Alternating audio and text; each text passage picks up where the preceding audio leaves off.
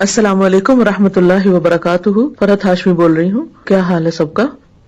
پچھلے کچھ ہفتوں سے موسم کی خرابی کی وجہ سے اور اس طرح روڈ کنڈیشنز محفوظ نہ ہونے کی وجہ سے بہت سے لوگ گھروں میں رہے اور فرصت اور فراغت کا بہت موقع ملا. ایسے حالات میں نبی صلی اللہ علیہ وسلم کی ایک حدیث ہمارے لیے بہت اچھا ریمائنڈر ہے. آپ نے فرمایا، اللہ کی دو نعمتیں ایسی ہیں جن کی لوگ قدر نہیں کرتے اور ان کو برباد کرتے ہیں، ایک تندرستی اور دوسری فراغت. جب کبھی ایسے حالات ہوں اور روٹین کے کام میں کوئی رکاوٹ آ جائے تو ان لمحات کی قدر کرنی چاہیے.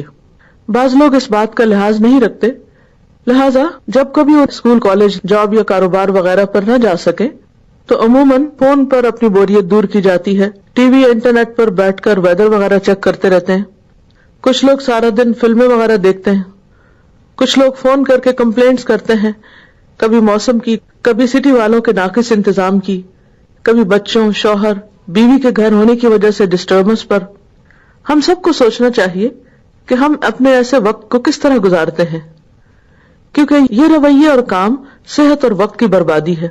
ہمیں ہمیشہ ان کاموں کی ایک لسٹ بنا کر رکھنی چاہیے جو عام مصروفیت کے دنوں میں ہم نہ کر سکیں، تاکہ جو ہی ہمارے سامنے فراغت کے لمحات ہوں تو ہم اپنے وقت کو غنیمت جانیں اور کوشش کریں کہ عبادات اور نیکی کے کچھ مزید کام کریں جو عام دنوں میں مصروفیت اور ذمہ داریوں کے ادا کرنے کی وجہ سے مشکل ہو جاتے ہیں. مختلف اسکالرز کے بارے میں آتا ہے کہ انہوں نے ایسی ہی فراغت کے موقع پر بے شمار کتابیں لکھ ڈالی. تو اللہ تعالیٰ سے دعا ہے کہ وہ ہمیں حکمت سے نوازے تاکہ ہم اپنی فرصت کے لمحات کو بہترین کاموں میں لگا سکے. اللہ آپ سب کا حامی و ناصر ہو. السلام علیکم ورحمۃ اللہ وبرکاتہ.